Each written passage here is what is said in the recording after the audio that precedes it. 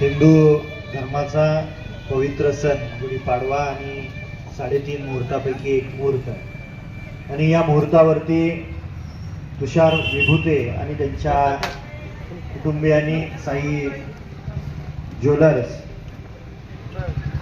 या दालनाचं या सांगोला नगरीमध्ये उद्घाटन होत असताना मंचावर उपस्थित सन्माननीय भारत तात्या पाटील, सन्माननीय गाठोळे सर, सन्माननीय नामदेव कोळवले, सन्माननीय मनोहर विभूते आणि उपस्थित सर्व मान्यवर आणि विभूते कुटुंबियाचे सर्व तालुक्यातले नातेवाईक, माता भगिनी, वडीलधारी मंडळी, तरुण सहकारी मित्रांनो,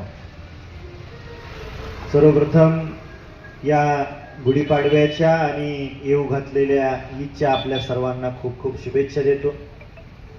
सुरुवातीला माडगुळ गाव हे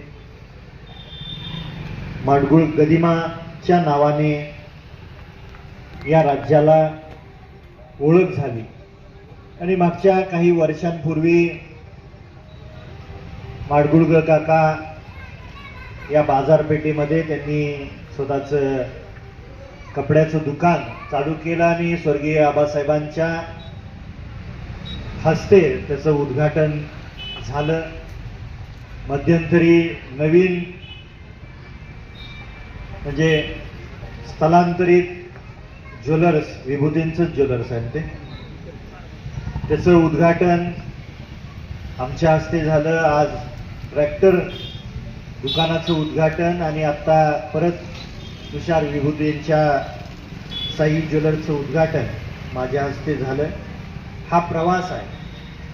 माडगुळ गावातून सांगोला शहराच्या ठिकाणी त्यांची 4-5 दुकानं आणि त्याच्यानंतर आटपाडी सारख्या आणि दिगंजी सारख्या शहरामध्ये सुद्धा माडगुळ गावातल्या हुतकुरू कुटुंबातल्या सर्व व्यावसायिकांनी हे व्यवसाय, विविध व्यवसाय त्यांच्या परीनं खूप चांगल्या पद्धतीनं चालू केलेले आहे.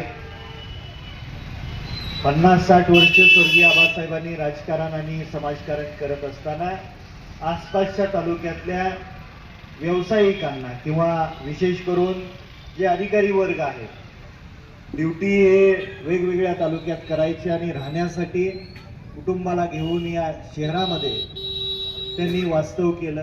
त्याचं कारण होतं की मागच्या 60 वर्षामध्ये इथं राहणाऱ्या आणि व्यवसाय करणाऱ्यांना कदापिही कुठल्याही गोष्टीची अडचण आली नाही आणि संरक्षण, सुरक्षित जागा म्हणून या शहराकडे पाहिलं जायचं.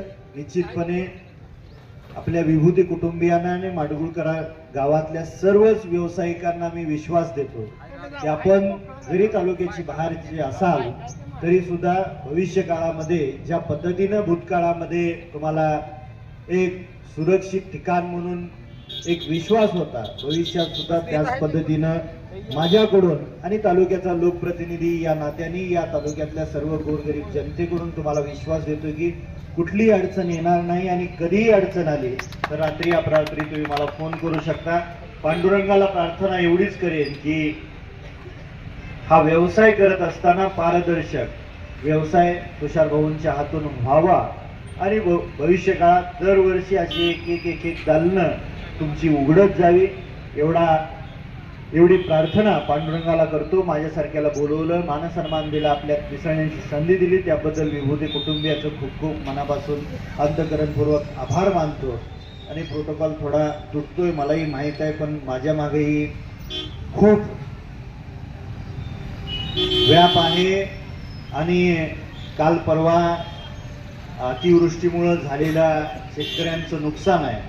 त्या शेतकऱ्यांच्या अडचणीत मला जाणं गरजेचं आहे. जागेवर जाऊन मी स्थळ पाणी करणं माझी नैतिक जबाबदारी समजून मी त्या गोष्टी करतो. त्याच्यामुळं प्रोटोकॉल तुटतोय. परत एकदा तुम्हाला सर्वांची दिलगिरी व्यक्त करतो आणि परत एकदा गुढीपाडव्याच्या खूप खूप शुभेच्छा देऊन थांबतो. जय हिंद, जय महाराष्ट्र. धन्यवाद.